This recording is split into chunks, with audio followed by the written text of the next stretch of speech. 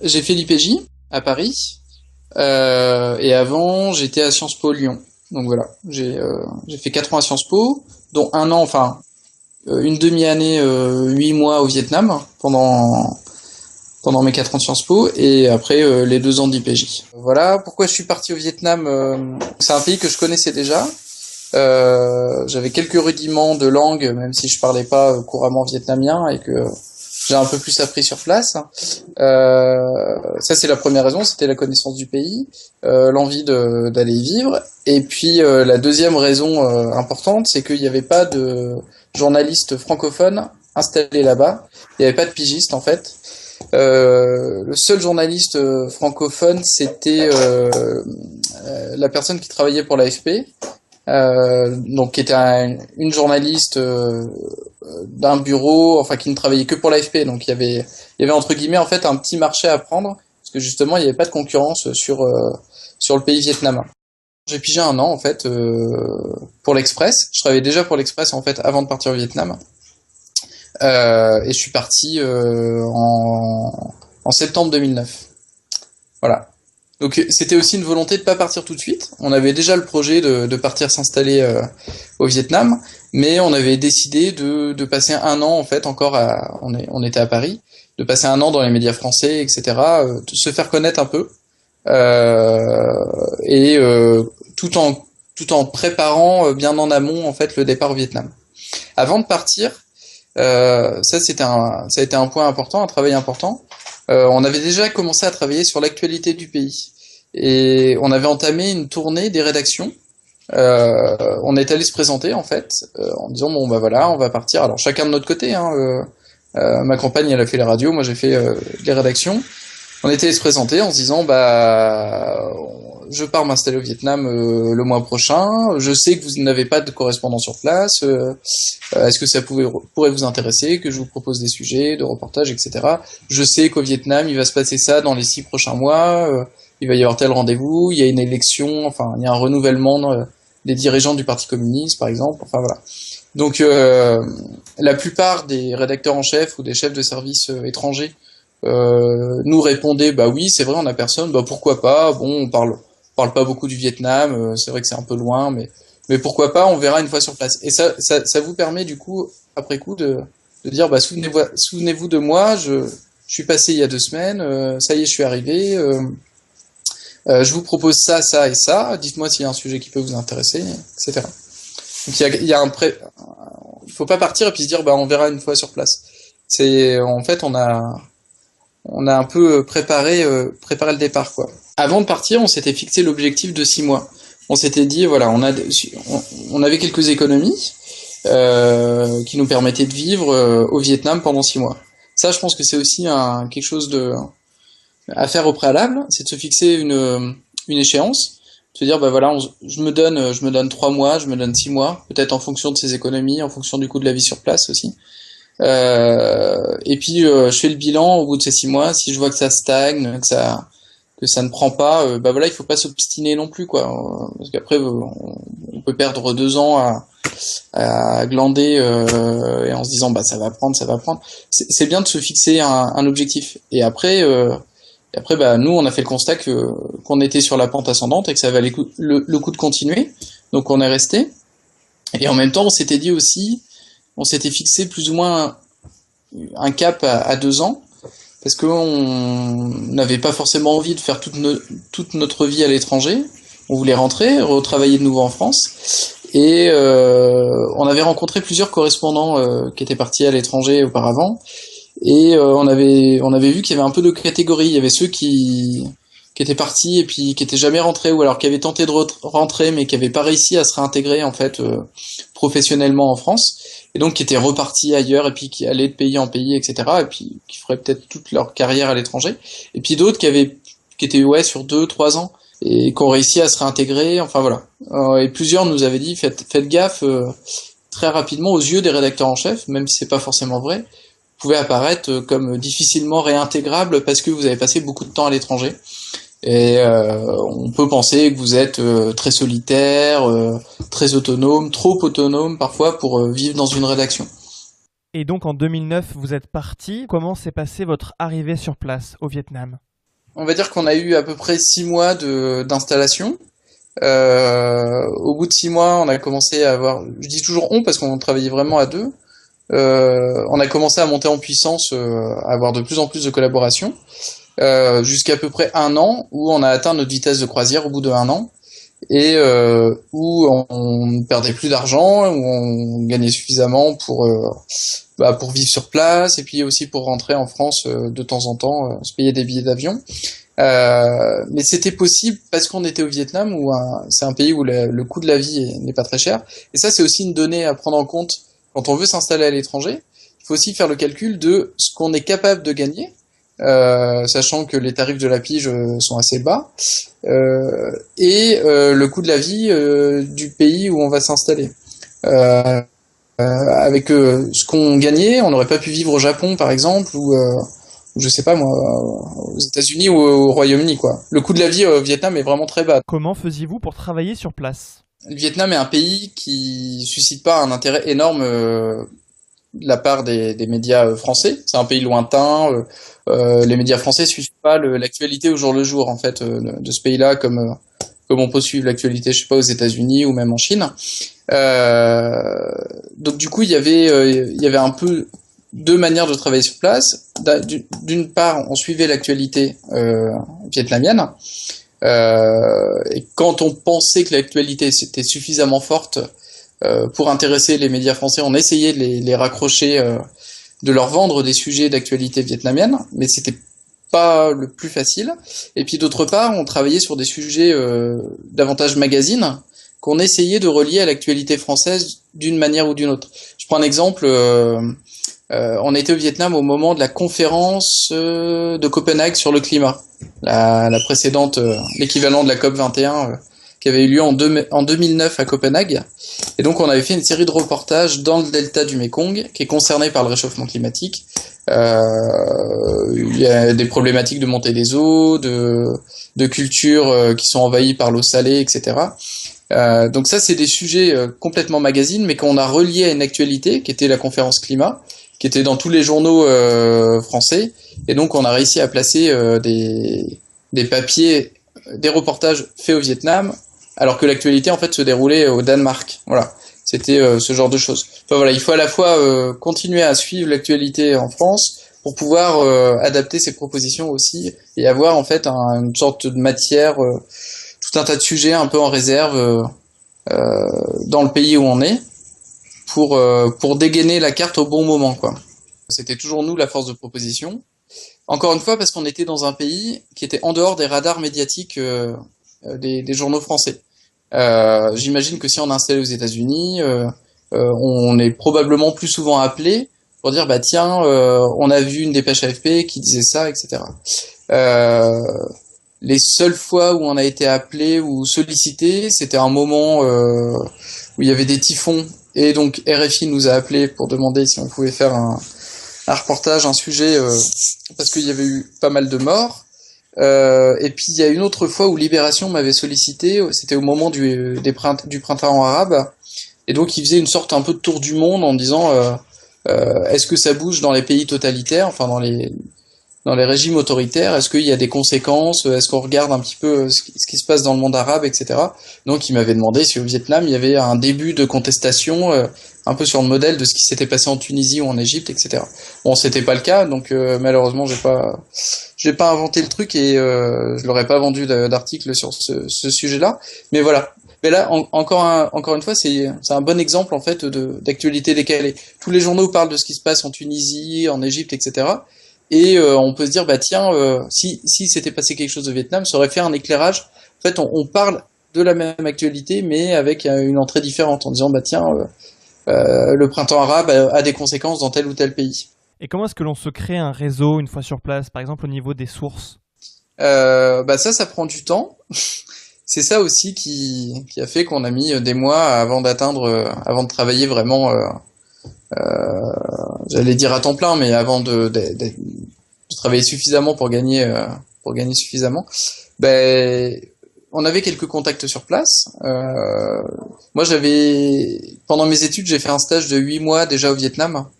Donc, je connaissais des personnes sur place, des francophones, quelques amis vietnamiens aussi qui nous ont aidés à trouver des traducteurs, à trouver un appartement. Et puis, les premiers sujets qu'on a fait aussi, c'était des sujets qui étaient, comment dire, qu'on pouvait faire parce qu'on avait le début de réseau qui nous permettait de toucher telle personne ou tel responsable ou alors d'avoir tel témoignage. Donc en fait on n'a pas fait parfois en fonction de l'actualité mais aussi en fonction de la faisabilité de nos ressources propres quoi dans notre réseau, dans nos connaissances, etc. Puis au fur et à mesure on connaît de plus en plus de monde. On passait aussi souvent par le biais des ONG qui sont il y a énormément d'ONG internationales en fait au Vietnam et souvent c'est un bon moyen pour trouver des spécialistes sur telle ou telle question. Sur tous les sujets de société, d'environnement, parfois même d'économie, il y a souvent des ONG qui ont des programmes. Et le Vietnam étant un pays où il est difficile de faire son métier quand on est journaliste, c'est un pays où il y a un contrôle de l'information, où les journalistes ne sont pas libres, etc. Donc du coup, tout ce qui était partie officielle, ça servait à rien de demander des interviews à des ministres ou à des responsables d'institutions ou de l'administration vietnamienne, etc. Donc on contournait un petit peu ça en passant par des ONG, en passant aussi par les ambassades. On était dans les tuyaux de l'ambassade de France, de l'ambassade du Canada. Ouais, c'était les deux ambassades. Et donc dans les ambassades, il y a aussi des personnes qui suivent la presse, qui suivent l'actualité du pays. C'est ceux qui font les fameux télégrammes qui ont été révélés par WikiLeaks. C'est des personnes qui connaissent, qui sont en contact avec beaucoup de gens aussi, et qui étaient des personnes ressources pour nous, qui nous ont aussi aidés. Voilà. Mais ça, bon, ça doit changer d'un pays à l'autre, hein, bien sûr. Comment réussit-on à faire son travail de journaliste dans un pays comme le Vietnam qui, on le sait, ne respecte pas toujours ni la liberté d'expression ni la liberté de la presse? Alors au Vietnam, il y a deux types de journalistes, j'allais dire. Il y a les journalistes vietnamiens qui travaillent pour des médias vietnamiens, qui eux, les médias vietnamiens sont contrôlés par le pouvoir. Il y a une censure qui s'exerce a posteriori, après publication, mais qui peut avoir des répercussions sur un journaliste peut se faire emprisonner, il peut se faire retirer sa carte de presse, il peut être muté au fin fond de la campagne, etc. Donc nous, on n'était pas dans cette situation en fait. On était journalistes étrangers, mais on publiait pas dans des médias vietnamiens, donc on était moins dérangeant d'une certaine manière pour le pouvoir vietnamien. Ceci dit, on travaillait de manière clandestine par rapport aux autorités vietnamiennes. On avait un passeport, un visa touristique. Qu'on obtenait plus ou moins légalement en fait, enfin en passant par des intermédiaires et en usant de la corruption, ça nous évitait en fait d'être enregistrés officiellement auprès du ministère de l'Information vietnamien, qui oblige les journalistes étrangers à se déclarer, à déclarer leur sujet, à dire qui ils vont interviewer, parfois même à prendre un traducteur officiel, parfois même à louer un bureau officiel. Enfin, il y a tout un tas de freins pour empêcher les journalistes étrangers de faire leur boulot. Donc du coup, on profitait un peu il y a toute une zone grise un peu floue au Vietnam où c'est possible d'avoir des passe-droits si on connaît les bonnes personnes, etc. Donc voilà, nous on avait décidé d'être dans cette zone-là pour faire notre travail. Ça, du coup, ça comportait un risque, c'était celui d'être renvoyé du pays ou de se faire interdire l'accès au pays. On a un ami qui nous a succédé qui du coup a été interdit de séjour au Vietnam. Donc c'était le risque. Et à la fois, ça nous accordait plus de liberté parce que on n'était pas obligé de dire qui on allait voir, on choisissait notre traducteur, voilà. Est-ce qu'il y a des risques des fois de concurrence entre pigistes, que certains marchent sur les pieds des autres? En fait, avant de partir, ça c'est c'est un peu un conseil que je donnerais aux candidats qui veulent partir, c'est de faire un peu une étude, de pointer tous les correspondants francophones, ou français, qui travaillent sur la zone, quoi, sur la région. Et donc nous, on avait pris une carte d'Asie du Sud-Est et on avait noté, à Phnom Penh. Il y a déjà 3 journalistes qui travaillent pour RFI, Le Monde, machin. À Bangkok, c'est pareil. À Kuala Lumpur, etc. Et donc, il y avait un trou noir. Au Vietnam, il y avait personne. Bon, il y a d'autres pays aussi où il n'y a pas grand monde En Malaisie, je crois qu'il y avait personne à l'époque. Aux Philippines, il y avait une seule personne. Mais par exemple, en Thaïlande et au Cambodge, qui sont des pays à l'époque, ça a un peu changé en Thaïlande, mais enfin, en tout cas, où c'est beaucoup plus simple de s'installer comme journaliste étranger, les autorités sont plus cool, il y avait une plus grande tolérance vis-à-vis des médias, etc. Mais du coup, il y avait plein de monde. Et on sait que au Cambodge, par exemple, eh ben, ils arrivaient pas à vivre. Il y en avait beaucoup qui venaient, et puis ils se marchaient sur les pieds. En fait, il y avait une concurrence aussi entre. Ils étaient 5 ou 6, je crois, journalistes français à vouloir piger depuis Phnom Penh. Bon, le Cambodge, ça occupe pas l'actualité des médias français souvent, quoi. Donc ils étaient trop, voilà. Et du coup, au Vietnam, vu la difficulté d'avoir des papiers, et puis on peut vite se faire emmerder par la police vietnamienne, du coup, bah, ça rebute un peu les, les pigistes d'aller s'installer là-bas, ouais. Quand tu commences à suivre l'actualité d'un pays ou d'une zone, très rapidement, tu vas identifier les signatures. Et de notre correspondant à Bangkok, Monsieur Machin, et tu vois en fait tu repères que lui, bah tiens, ah ouais, il travaille pour le Figaro, et puis il travaille aussi pour l'Observateur, et puis bah tiens, je l'ai entendu une fois sur RFI, et bah voilà, et tout de suite tu repères qui sont un peu les incontournables, ceux qui sont déjà dans la place. Et ça c'est important aussi parce qu'il y a des phénomènes de jalousie entre pigistes installés à l'étranger. Il faut faire gaffe de pas marcher sur les plates-bandes de quelqu'un d'autre. Et nous, avant de partir, on avait aussi donc on avait fait le tour des rédactions, et on avait également contacté tous les journalistes installés là-bas, enfin là-bas en Asie du Sud-Est, en leur envoyant un petit mot, on se présente, voilà, on a tel âge, et on a le projet de s'installer à Hanoï à partir de septembre. On va essayer de piger, voilà, à l'occasion. N'hésitez pas à nous contacter si vous venez au Vietnam, etc. Et on a eu que des retours positifs en fait, parce que ça pouvait désamorcer certaines jalousies. Il y en avait certains qui de temps en temps, depuis Bangkok ou Phnom Penh, venaient faire des sujets au Vietnam. Ils venaient une quinzaine de jours, ils faisaient quelques reportages, etc. Donc voilà, il y a une personne qui était pas ravie de nous voir et qui nous l'avait dit par mail parce que il avait l'habitude de venir de temps en temps au Vietnam.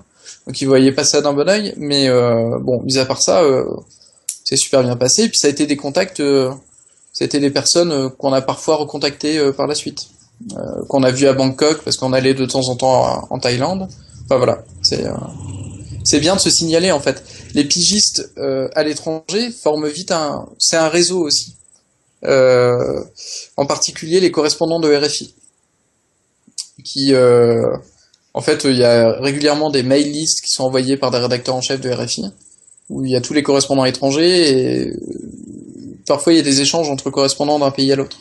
Comment arrive-t-on à passer la barrière de la langue ? Les Vietnamiens sont pas très bons en langue étrangère, donc du coup, certaines interviews se faisaient en anglais, d'autres en français. On avait quelques interlocuteurs francophones, plutôt âgés. Ça reste un pays un petit peu francophone. Et puis après, on travaillait avec des traducteurs, des étudiants qu'on embauchait au fur et à mesure des interviews, qui nous aidaient parfois aussi à trouver des interlocuteurs. La plupart du temps, quand on cherchait des témoignages, en fait. Genre, on a fait un long sujet sur l'avortement sélectif. Au Vietnam, c'est un gros problème. On sélectionne le sexe de l'enfant et donc du coup les familles préfèrent avoir un garçon plutôt qu'une fille et il y a un gros déséquilibre. Donc du coup c'était une enquête qui nous avait pris pas mal de temps et on avait réuni beaucoup de témoignages et de femmes qui avortent, de médecins qui pratiquent ça, etc. Et donc là on n'aurait pas pu le réaliser sans une traductrice qui nous aidait régulièrement, qu'on payait, mais voilà, qui nous a ouvert des portes dans son entourage, etc. Qui jouait le rôle de fixeur.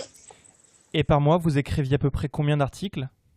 Alors, en presse écrite, moi, je travaillais un peu moins que la radio, qui est plus consommatrice, on va dire, de sujets, de correspondants installés à l'étranger, parce qu'il y a RFI, et que RFI, faut qu'ils fassent tourner leur antenne 24 heures sur 24 avec de l'actu étrangère.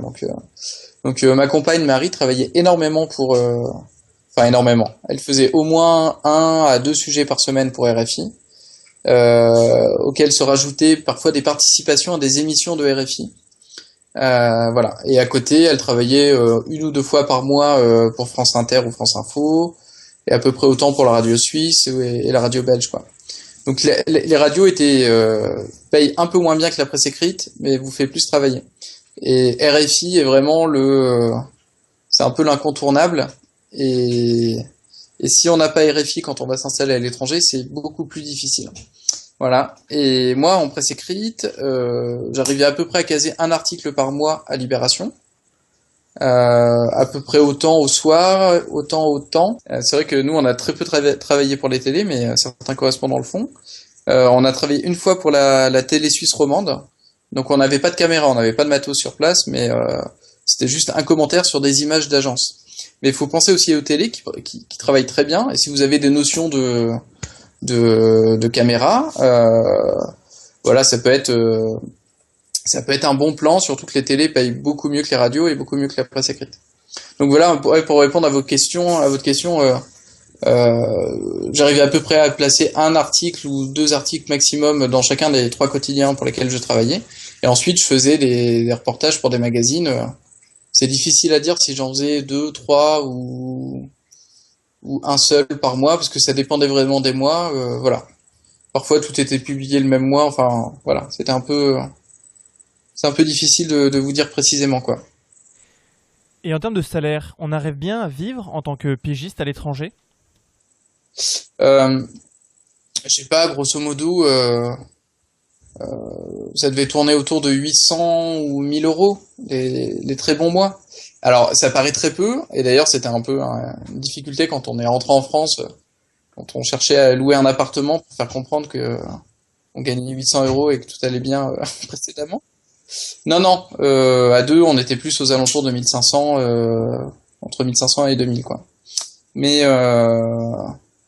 mais en fait, c'était suffisant. Nous, notre objectif, c'était de gagner au moins 500 euros par personne, par mois.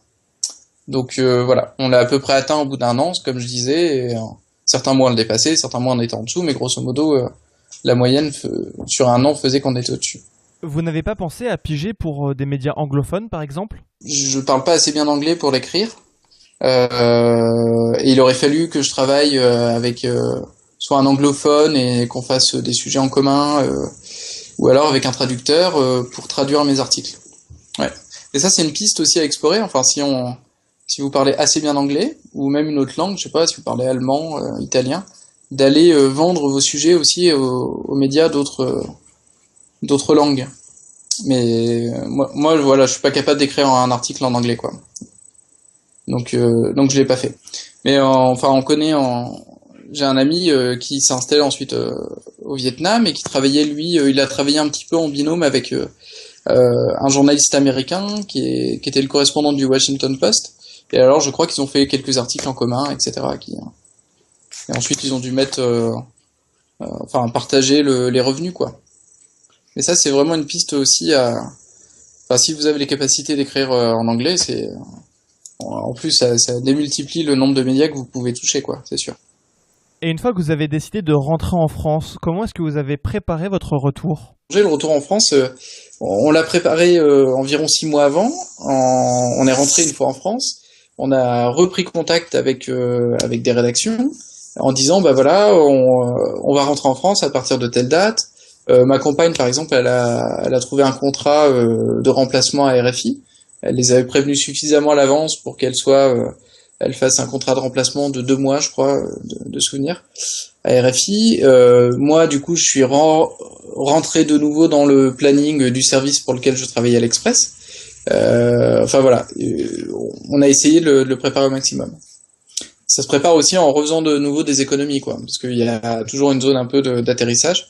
Comme au départ, on est parti avec 6 mois on avait des économies pour pouvoir venir pendant 6 mois. Ben là, c'était pareil, on s'était refait quelques économies financières. Votre expérience vous sert-elle au quotidien dans votre métier de journaliste? Alors, moi, je travaille pas du tout là en France depuis que je suis rentré. Je travaille pas sur des sujets internationaux. Je travaille sur d'autres problématiques. Je fais beaucoup de dossiers politiques, économiques, etc., mais qui concernent des territoires en France. Voilà, je suis pas sur des problématiques internationales. Donc, Ouais, personnellement, bien sûr, ça m'a apporté énormément de choses, d'ouverture, de curiosité, de connaissances, enfin voilà, d'intérêt pour l'Asie en général. Mais au quotidien, professionnellement, en fait, ça n'a pas changé énormément les choses, quoi. Et Nicolas, vous avez préparé un petit coaching, une série de conseils s'adressant à quiconque souhaiterait se lancer dans l'aventure de la pige à l'étranger. C'est à vous.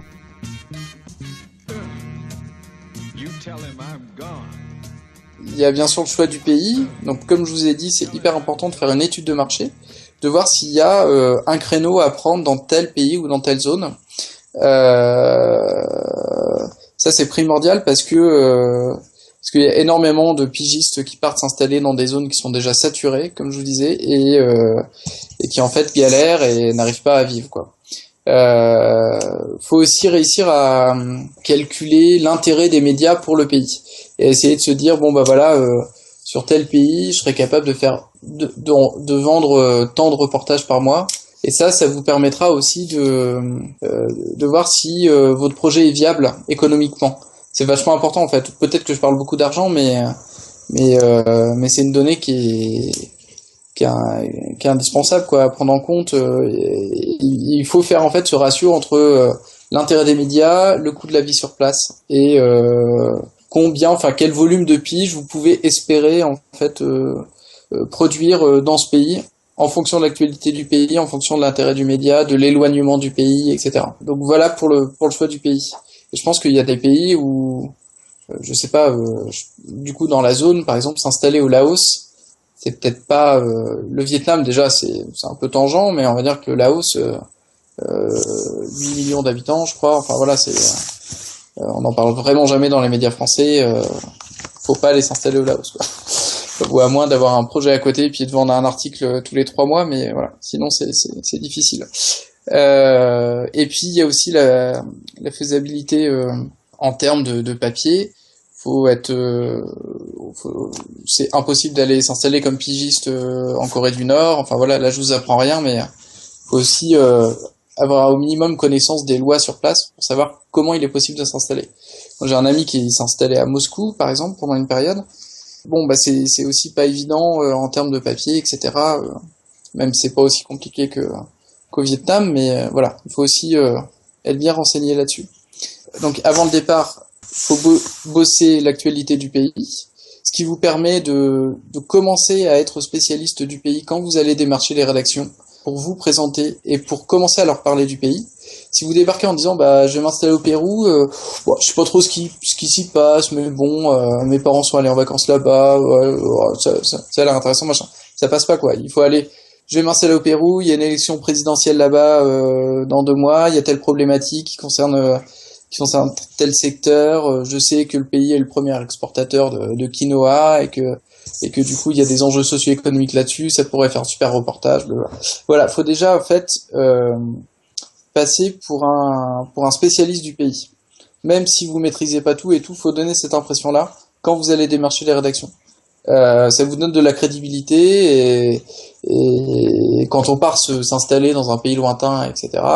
Sauf à aller s'installer en Belgique où c'est pas très glamour, ou à Berlin, mais si quand vous dites bah j'ai le projet d'aller vivre au Vietnam,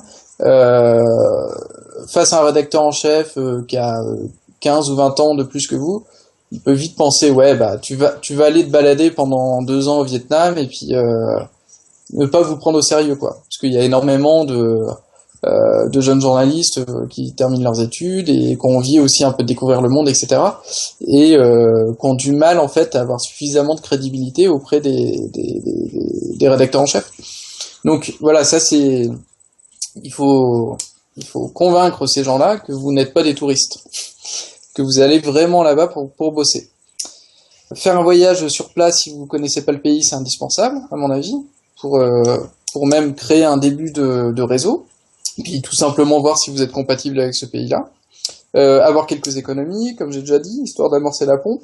Prévenir les correspondants du pays où vous allez, ou de la zone, parce que ça peut être des personnes ressources, pour éviter les jalousies, et puis parce que c'est aussi un début de réseau. Et comme je vous avais dit, en fait, se fixer une période pour tenter sa chance. Voilà, se dire je fais le bilan au bout de tant de mois, pour pas m'obstiner et rentrer déçu en fait. Sur place, dès que vous arrivez, c'est très bien d'envoyer immédiatement un mail aux rédactions que vous avez contactées, même à d'autres, pour dire bah voilà, je suis sur place, ça y est, je suis arrivé. Leur envoyer une petite piqûre de rappel quoi. Nous, ça nous avait servi parce que je sais plus, on a dû arriver un mardi et 2 jours après, il y avait des inondations dans le centre du pays. Et immédiatement, RFI nous a appelé en disant bah ah ça tombe bien, vous êtes sur place, et ben faites-nous un direct pour sur les inondations. Et donc voilà, enfin ça a été le premier sujet qu'on a vendu.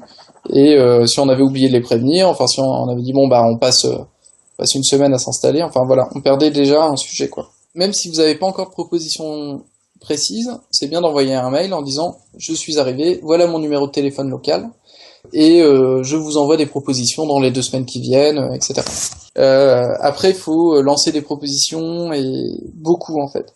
Faut pas hésiter à faire plusieurs propositions de sujets dans un mail, à faire des menus, à dire bah voilà, j'ai ça en magasin, je peux vous faire ça dans tel délai.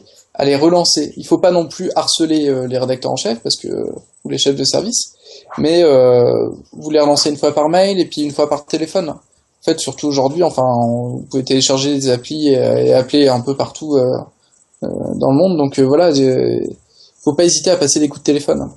Il faut penser, ça c'est un truc que je vous ai pas encore dit, aux différentes rubriques des médias.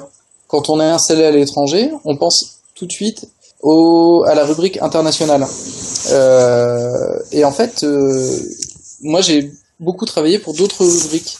J'ai travaillé pour la rubrique environnement dans Libération, la rubrique économie, beaucoup. Je crois que j'avais vendu même un article pour la rubrique médias sur un sujet qui concernait la liberté de la presse. Enfin, il y avait des nouvelles mesures de censure au Vietnam. Voilà. Et ces autres services ont aussi des budgets piges et sont beaucoup moins démarchés par les correspondants à l'étranger que les services internationaux. Et du coup, ils sont souvent plus ouverts aux propositions de ces gens-là parce que on les sollicite pas beaucoup en fait. On pense pas à eux tout simplement. Donc là, il y a une réserve de pige en fait que vous pouvez toucher quand vous êtes installé à l'étranger. Alors là, je parle pour la presse écrite, mais en radio, c'est pareil. Il faut aussi penser aux émissions, que ce soit à Radio France, à RFI. Il y a énormément d'émissions qui ont des éclairages internationaux. À l'époque où on y était, il y avait une émission qui s'appelait Et pourtant elle tourne sur France Inter, qui a été plus ou moins remplacée par l'émission de Morand le soir, Un jour dans le monde. Voilà, eux par exemple emploient énormément de journalistes. Ils font travailler des journalistes de la rédaction de France Inter, les correspondants officiels de France Inter, mais ils prennent aussi plein de sujets de pigistes. Sur RFI, il y a des émissions, il y a une émission sur l'éducation par exemple. On avait fait un reportage sur un sujet éducation qu'on a vendu à cette émission de RFI. Il y a des émissions environnement, il y a des émissions, je sais pas, sur le sport par exemple. On a fait des sujets aussi sur le sport au Vietnam qui sont passés dans ces émissions-là. Il faut penser à diversifier. Et pour les télévisions, alors je connais moins le fonctionnement des télés parce que depuis les stages, enfin j'ai fait 2 stages en télé, mais depuis j'ai jamais travaillé en télévision, mais je pense qu'il y a aussi, ça doit être possible de toucher, de vendre des piges en dehors purement de l'information. Hyper important de penser aux autres pays francophones. Les Suisses, qui payent très bien, ont des médias de très bonne qualité, donc les Belges, les Québécois, c'est ce que je vous disais. Si vous parlez anglais ou une autre langue, faire traduire vos papiers, c'est une très bonne idée. C'est bien aussi sur place, de ne pas rester seul, de travailler en équipe. Alors nous, on était 2, on était déjà une petite équipe, mais on rencontrait de temps en temps d'autres journalistes étrangers installés à Hanoï. On rencontrait très souvent les gens de l'AFP, qui n'étaient pas des collègues, mais qui étaient en fait des contacts, et on échangeait des coordonnées. Enfin, quand vous me demandiez tout à l'heure comment on a commencé à créer un réseau, c'est aussi par l'intermédiaire de ces personnes-là. Mais voilà, on connaissait un journaliste allemand. Il y avait assez peu de journalistes étrangers au Vietnam, mais on essayait de réseauter au maximum, quoi. Et si vous avez la possibilité, c'est super aussi de faire équipe avec un journaliste local. Alors, pour nous, c'était pas évident au Vietnam parce que être journaliste au Vietnam, c'est beaucoup de contraintes, on est surveillé, etc. Donc c'était pas le bon plan non plus pour nous de faire équipe avec un journaliste vietnamien. Mais ça dépend du pays dans lequel vous êtes. Ça peut être très bien de vous rapprocher d'un journaliste local, quoi, qui parle français ou anglais, voilà, et, euh, et qui peut vous servir de fixeur aussi. Une diversification possible aussi quand on est pigiste à l'étranger, c'est devenir soi-même un fixeur. Il y a certaines émissions de télé, je pense à ça parce que nous on a été contacté par une boîte de production qui cherchait un fixeur au Vietnam pour tourner une émission de télé. Ça n'a pas été possible parce on est parti avant et le tournage a eu lieu après notre retour, mais voilà, ça aurait pu le faire sinon, si on était resté. Et pour ça, il faut en fait être identifié, être connu, être un peu dans le réseau, quoi, pour qu'on vous identifie. Et ça, c'est souvent bien rémunéré aussi de faire des notes au préalable à un journaliste qui va venir faire une série de reportages et à lui caler des rendez-vous, à lui trouver un traducteur sur place, à lui prévoir un déplacement, voilà. Et même éventuellement à l'accompagner et à vendre des piges sur le sujet sur lequel il est en train de réaliser avec vous, voilà, à faire équipe avec les personnes qui viennent sur place. Quand on est correspondant en fait installé dans un pays, on voit régulièrement venir des journalistes français, souvent des journalistes envoyés par leur rédaction, donc des journalistes intégrés dans une rédaction qui viennent une semaine faire une série de reportages, qui prennent contact avec vous. Parfois, on a un peu l'impression, enfin, il faut que ça se fasse intelligemment, mais on peut avoir l'impression de se faire piller un peu les contacts et les sujets. Mais on peut aussi réussir à ce que ce soit un échange, à accompagner la personne, à vendre ses piges sur le sujet, voilà. Et parfois même à se faire rémunérer si on collabore. Ce qui est important quand on est là-bas, c'est de pas se faire oublier par la rédaction, et ça passe aussi par des retours réguliers en France. Alors je sais pas, il n'y a pas de règle. Nous on était rentrés en 12 ans peut-être 2 ou 3 fois, quelque chose comme ça. Et à chaque fois, on prenait le temps de faire le tour de nos rédactions. Déjà parce que ils vous voient jamais. Et c'est toujours bien d'aller prendre un café. Ça humanise un peu la relation qu'on peut avoir. Et puis bah surtout c'est le moment où vous parlez des piges, des idées de reportages et de sujets à venir. Voilà, c'est une manière de prévendre certains sujets. Et moi je me souviens qu'on est rentré au bout de peut-être 8 mois, quelque chose comme ça. C'était pas encore notre vitesse de croisière, et après ce premier retour, il y a plusieurs commandes qui se sont débloquées comme ça parce que j'étais passé. Et voilà, on s'était souvenu de moi un peu plus et on m'avait commandé plus facilement des articles. Voilà, qu'est-ce que je voulais vous dire aussi? Ouais, faites attention aux collaborations concurrentes. Certains médias, en fait, peuvent vous dire, si tu piges avec nous, tu ne piges pas avec mon concurrent direct. Quand on est correspondant de Libération, on peut pas être correspondant du Figaro en même temps. Certains peuvent prendre des pseudos, mais bon, les journaux, enfin, les journalistes se lisent entre eux, donc très rapidement, on va repérer qu'en fait, c'est la même personne qui se cache derrière l'autre pseudo. Donc voilà, faites gaffe parce que on peut se griller certaines collaborations si on va chasser sur les terres d'autres journaux. Donc voilà, il faut faire gaffe à ça. C'est pour ça que c'est bien de diversifier avec des journaux belges et suisses. Et puis le retour, donc on en a déjà parlé, hein, de le préparer à l'avance, de prévenir ses rédactions. Vous pouvez aussi valoriser votre expérience en retournant régulièrement dans le pays, en continuant à entretenir le réseau, la connaissance que vous avez du pays, et en prévoyant du coup des sessions de reportage, partir de semaines avec tel et tel sujet en tête. Ça permet aussi de garder une expertise sur le pays et puis de poursuivre certaines collaborations avec des journaux. Moi, c'est pas ce que j'avais choisi parce que j'avais décidé de rentrer entre guillemets une bonne fois pour toutes, mais je sais que certains le font et s'en tirent pas mal. ça peut être intéressant aussi de trouver un successeur, pour pas que tout le travail de réseau, de connaissance du pays et tout tombe à l'eau. C'est un peu moins frustrant. Nous, on a un ami en fait qui a repris notre entre guillemets le petit business qu'on avait créé au Vietnam. Voilà, on a d'autres amis qui sont partis en Ukraine et qui eux ont récupéré le business de un correspondant qui est rentré en France et qui laissait sa place à Kiev. Donc voilà, c'est la transmission, c'est aussi important quoi. D'ailleurs, ça peut être intéressant de sonder certaines personnes si vous visez tel capital, de savoir si un tel ou un tel n'a pas le projet de rentrer en France et auquel cas de voir avec lui si c'est possible de prendre sa suite. Un mot pour conclure, moi je dirais qu'il faut que c'est un projet qui se prépare, mais c'est très motivant. Il y a beaucoup de journalistes en fait qui sont dans des bureaux, dans des rédactions, qui font beaucoup de téléphones, etc. Et on choisit pas forcément de devenir journaliste pour ça. Moi, j'ai voulu devenir journaliste pour voyager.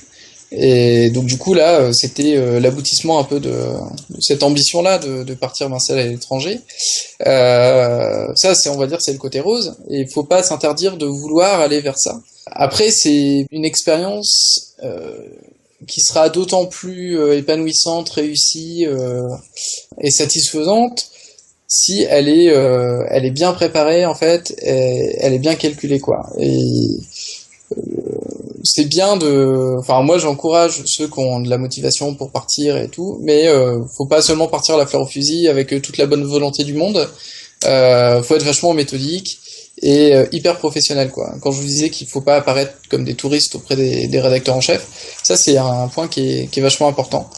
Et du coup on est d'autant plus content et on arrive à vivre l'aventure dont on rêve si on la prépare et si on est vraiment dans le concret, prévoyant, organisé, etc.